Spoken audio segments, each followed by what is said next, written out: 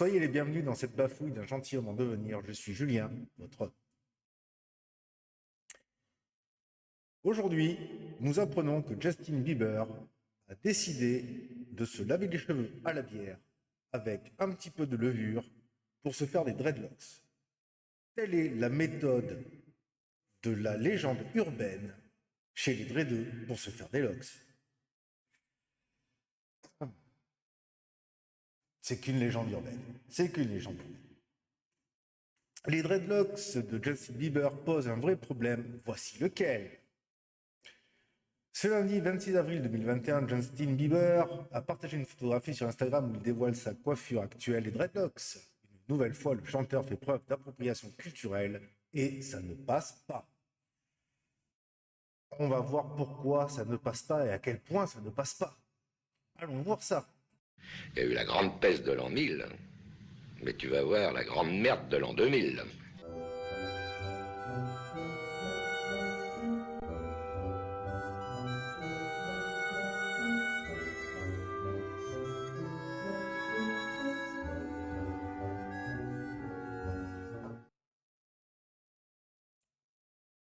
Mais qu'est-ce qui s'est passé Qu'est-ce qui est passé par la tête de Justin Bieber? Ce lundi 26 avril 2021, le chanteur a posté sur Instagram des clichés sur lesquels on le voit arborer des dreadlocks. Alors oui, l'article est un peu vieux, mais honnêtement, à un moment donné, il faut regarder un petit peu les trucs un peu à la con en fait. Non, il faut avouer. Pour quelqu'un comme moi, qui est facilement tendance à la dépression, c'est très important ce que vous faites. Parce que, je sais pas comment vous dire, c'est systématiquement débile, mais c'est toujours inattendu. Et ça, c'est très important pour la santé du cycle.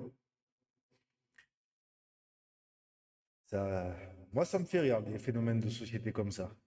Le chanteur de 27 ans est depuis accusé d'appropriation culturelle. Les dreadlocks sont en effet une coiffure ancestrale associée à la culture rasta et plus généralement jamaïcaine. Il s'agit donc d'une coiffure propre à l'identité de la culture des personnes noires.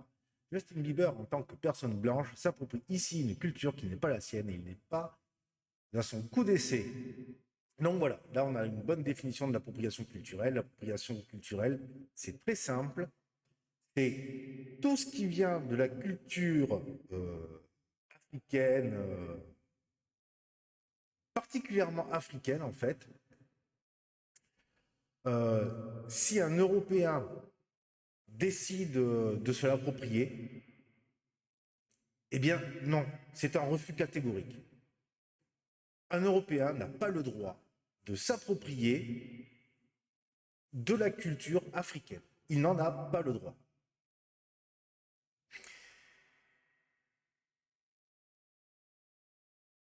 Lors des iHeartRadio Music Awards 2016, quel accent, le chanteur avait déjà arboré cette coiffure et n'avait pas répondu aux critères de l'époque. Pourtant, il est important, en tant que personne blanche, de se questionner sur les mécaniques de domination qui s'exercent quand on s'approprie les éléments d'une culture historiquement dominée.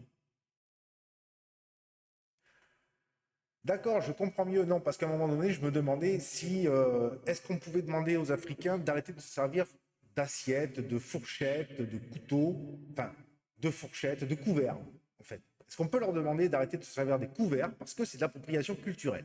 Culturellement, en Afrique, on bouffe avec les doigts. Donc, mais non, ils ont le droit, parce qu'à un moment donné, leurs propres frères les ont vendus comme esclaves à des Européens. Le contexte, il est là. C'est qu'ils commencent d'abord à s'engueuler entre eux, finalement. Ne vous inquiétez pas, ils le font.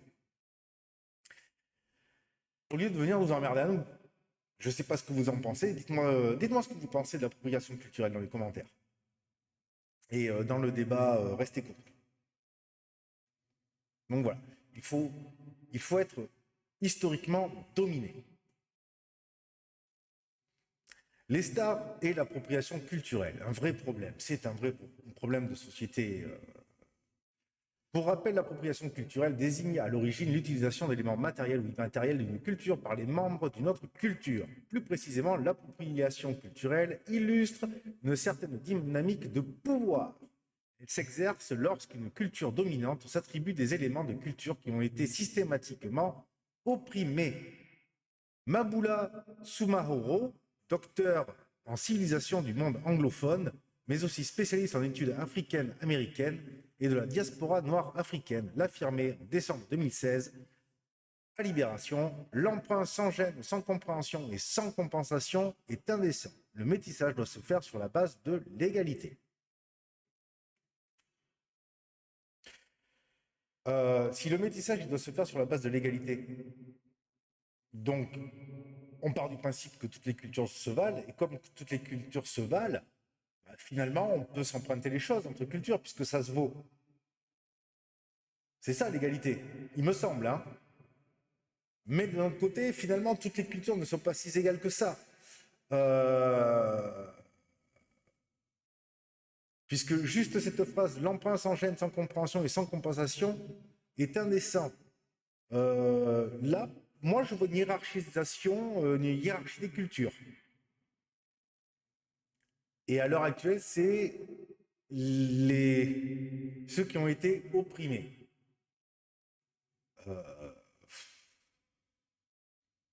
Ils ont été opprimés.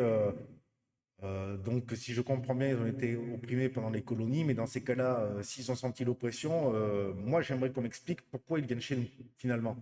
Pourquoi est-ce qu'ils fuient une oppression pour venir subir une autre oppression? J'aimerais que... Expliquez-moi. Moi, j'aimerais comprendre un petit peu ce principe. Malheureusement, la planète People se prive rarement d'avoir recours à l'appropriation culturelle. C'est normal, c'est une question de look.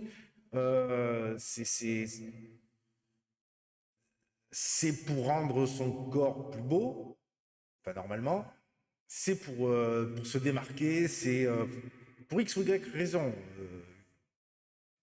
ou pour montrer tout simplement justement un amour de la culture, à qui on emprunte la coiffure, le bijou, que sais-je, un plat de cuisine, etc. En 2018, Kim Kardashian s'était illustrée sur les réseaux sociaux avec des tresses collées, coiffure incontournable de la culture afro. Si cela aurait pu être l'occasion pour la star de la télé-réalité d'expliquer les origines de cette coiffure, elle s'est finalement contentée de la renommer Kardashian Braids, en référence à son propre nom. Un processus qui ne passe absolument pas quand on sait par ailleurs les revenus suscités par cette mode. Calmez-vous. Tout le monde le sait. Tout le monde le sait que la coupe afro, c'est pour les afrodescendants et les Africains. Tout le monde sait que les tresses, c'est une coupe afro. Tout le monde sait que les locks sont une coupe afro. Pourquoi? Parce que vous avez les afros ont des cheveux ondulés, crépus, et donc ce sont des coupes de cheveux qui sont finalement faciles à faire, qui sont faciles à réaliser, même si ça prend énormément de temps. Mais tout le monde le sait de toute façon, tout le monde le sait que ça vient des coupes afro. Faut arrêter 2 secondes et demie. Si elle l'aime bien, voilà, elle l'a mis. Il y a 3 mm et demi de différence entre cette coupe-là et la coupe afro d'origine, et donc elle y a mis son nom. Ça va, c'est l'histoire des marques. Calmez-vous. Ça suffit. Mais nous remarquons bien un truc quand même. Un processus qui ne passe absolument pas quand on sait par ailleurs les revenus suscités par cette mode. Les revenus. C'est l'or. Eh oui, le pognon. Hein? C'est surtout ça qu'ils veulent. Tous les moyens sont bons pour avoir de l'argent. La pleurniche est bonne aussi. Bref. Mais l'appropriation culturelle ne fait pas rage uniquement aux États-Unis. En France, diverses marques de luxe en ont déjà fait preuve. En 2013, le créateur Karl Lagerfeld présentait ainsi sa nouvelle collection à Dallas, aux États-Unis, pendant le défilé. 2 des mannequins portaient des coiffes natives américaines, une représentation stéréotypée et totalement faussée des communautés amérindiennes. Même problème durant la Fashion Week de Milan en 2018, le styliste Alessandro Michel, en collaboration avec Gucci, a fait monter sur le podium des hommes blancs coiffés d'un turban appelé dastar, habituellement porté par des hommes indiens pratiquant la religion du sikhisme. Encore une fois, on en revient au même, parce que moi, j'ai jamais entendu de problème d'appropriation culturelle quand tu as un Rasta qui, justement, pourrait se mettre ses dreads dans un turban.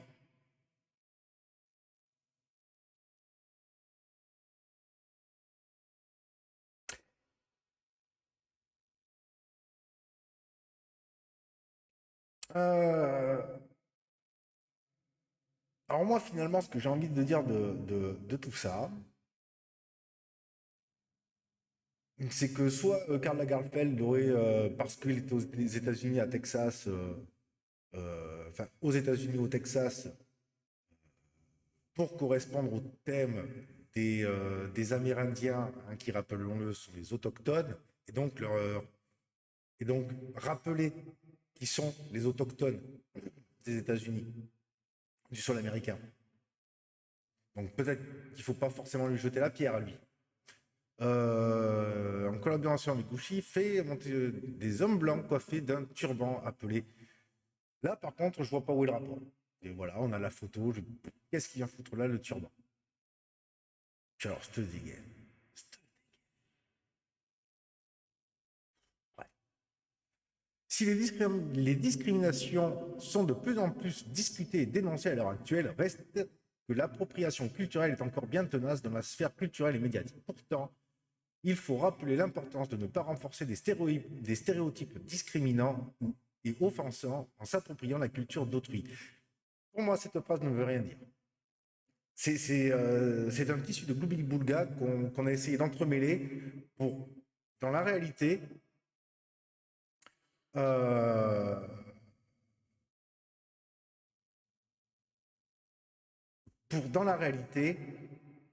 marquer les différences ethno-culturelles entre les gens. Cette dernière phrase, ce dernier paragraphe qui nous demande de ne pas faire de discrimination et de ne pas s'approprier les vêtements des autres parce que c'est discriminant et offensant, en fait, moi je dirais que c'est plutôt une volonté de marquer les groupes ethno-différents, de vraiment marquer les groupes ethniquement différents. Que les Afro-Noirs, les Afro-Américains s'habillent comme des Afro-Américains avec des touches africaines, que les Indiens s'habillent comme des Indiens, et on demande que les Européens s'habillent comme des Européens. En fait, pour moi, voilà ce qu'on peut trouver dans ce message de l'appropriation culturelle, de cette appropriation culturelle, que tout le monde reste bien dans sa culture. Encore une fois, nous sommes dans quelque chose où c'est l'antiracisme qui finalement fait la promotion du « on ne peut pas se mélanger ». Il faut se métisser, mais en même temps, on ne peut pas se mélanger. Donc, voilà ce que je pourrais dire, moi, de cet article. Écoutez, si vous avez des commentaires, si vous avez aimé cette vidéo, n'hésitez surtout pas à commenter ce thème-là. Dites-moi ce que vous en pensez. Je serai heureux de pouvoir vous répondre, de pouvoir vous lire. Pouce bleuisé, pouce rougissé. Partagez la vidéo si cela vous semble approprié, et même si cela ne vous semble pas approprié, partagez la vidéo. Secouez-moi ce foutu algorithme afin que nous ayons de la visibilité. Sur ce, je vous dis à la prochaine. Merci, de rien. Au revoir, messieurs, dames.